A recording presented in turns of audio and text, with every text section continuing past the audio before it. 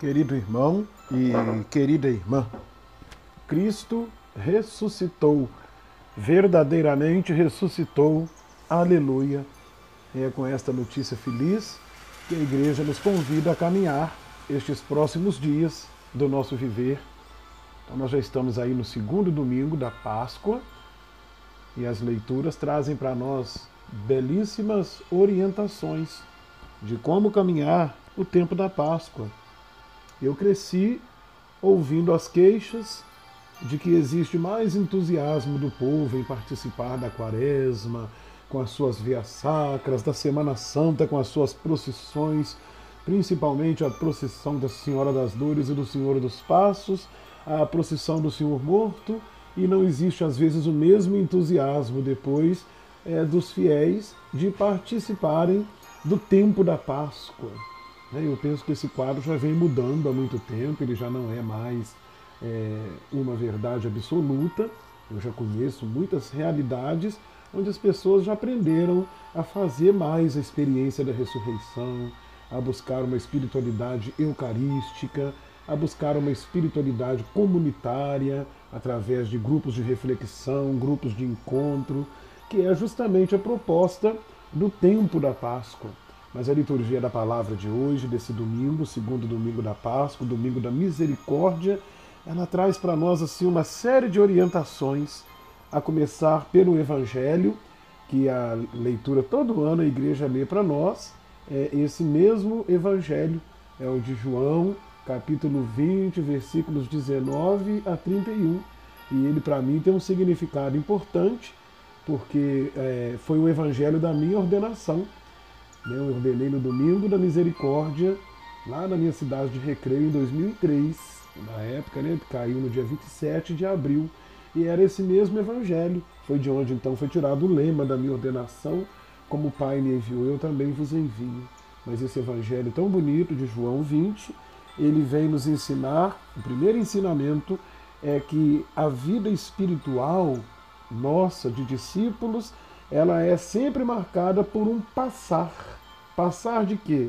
Passar da noite para o dia. Passar da treva para a luz. O pecado original, ele nos deixou em situação de trevas. O pecado original nos deixou na escuridão. O pecado original nos deixou confusos. O pecado original nos deixou estranhos àquilo que Deus havia sonhado para nós. É como se depois do pecado original nós estivéssemos vivendo numa grande noite, numa noite longa, numa noite extensa. E o que significa o caminhar espiritual com o ressuscitado? É dar conta da treva que nós vivemos e sair desta treva para a luz. Então é a primeira notícia que o Evangelho traz, né? Tanto lá no Gênesis, quando sempre fala da criação e fala: houve uma tarde, houve uma noite e houve uma manhã. Você já começa lá no livro do Gênesis essas notícias. Deus, ele cria sempre passando da tarde para a noite e para o dia, para a manhã, para a luz. E no Evangelho de João foi retomada essa dinâmica. Jesus, ele chega ao anoitecer daquele dia, o primeiro da semana, ou seja, está começando de novo aquela criação que aconteceu lá em Gênesis, com a ressurreição, ela volta a acontecer. Então esse é o primeiro ensinamento do Evangelho de hoje. O segundo ensinamento é esse.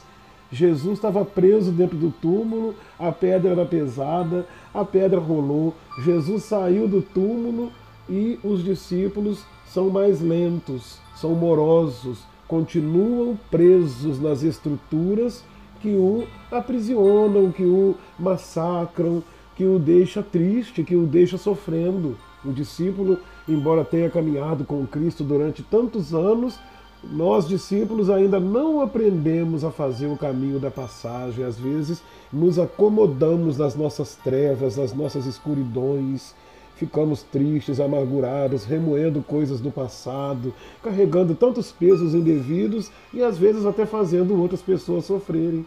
Então, enquanto Jesus está rompendo, está saindo da noite para o dia, está saindo do escondido, né, para o claro, do túmulo para a vida, os discípulos estão se trancando dentro de casa, se escondendo, né? Mas Jesus se coloca no meio deles, sopra sobre eles, trabalha essa realidade do medo, ele tira. Deus não fez o nosso coração para carregar medo, insegurança. Deus nos criou para ter paz dentro de nós, a harmonia, né, o amor. E depois o Evangelho vai mostrando para nós, né, que do jeito que Adão nasceu, o João, na verdade, com o Evangelho da ressurreição, ele está reescrevendo o livro do Gênesis. Do jeito que o Adão nasceu, do sopro, Deus pegou, Adão era só um amontoado de barros, né? Adão e Eva, Deus fez aquele boneco do pó da terra, e depois que o boneco estava pronto e Deus viu que estava perfeito a sua imagem e semelhança, o que é que Deus fez? Soprou sobre eles, né? Soprou em suas narinas, e homem e mulher Deus os criou, nos relata o Gênesis. Jesus faz exatamente igual. Ele vê aquele povo ali, um amontoado de barro, né? A gente, quando está dominado pelo pecado, é isso que nos tornamos, um amontoado de matéria-prima. Não temos o ar da graça de Deus presente em nós. E Jesus entra ali naquela hora e ele então sopra sobre eles, deseja a paz, fala que eles são importantes, que ele vai precisar dele, que do mesmo jeito que o Pai confiou nele, ele vai confiar nos discípulos. Olha quanta coisa bonita acontece na cena da ressurreição. É Jesus mostrando que todos somos capazes, todos podemos contribuir de alguma forma na obra da criação, né? Então, muito lindo esse evangelho, muito significativo.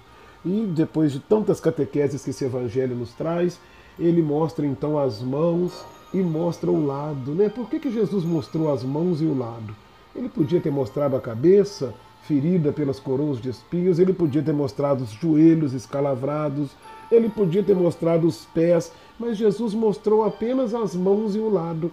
E a explicação está na própria palavra de Deus. A Bíblia fala muitas vezes, em muitas partes, do poder criador que a mão de Deus tem. A Bíblia fala para nós do poder de segurar nas mãos as ovelhas que pertencem a Jesus e não deixar que elas se percam. A Bíblia fala muitas vezes com a gente da mão poderosa que tira da escravidão, que tira da opressão, lá no livro do Gênesis, né? Foi a mão de Deus que nos salvou. Então Jesus está dizendo: eis a minha mão, esta mão furada, é ela agora que vai resgatá-los novamente. É ela quem vai segurá-los. Segura na minha mão, caminha firme comigo, para você sair da sua treva para a luz da vida. Sem segurar na mão do Cristo não é possível caminhar. Né? E por fim, o lado. Por que Jesus mostrou o lado? Né? É aquela porta que foi fechada no paraíso. Deus expulsou Adão e Eva do paraíso como fruto do pecado que eles cometeram e colocou anjos guardando aquele portal. Nunca mais eles poderiam entrar ali por causa do pecado. Agora o Cristo abriu de novo essa porta do paraíso com o seu lado rasgado pela lança. É ali que nós temos que entrar. É pelo coração de Jesus. Por isso é o domingo da misericórdia.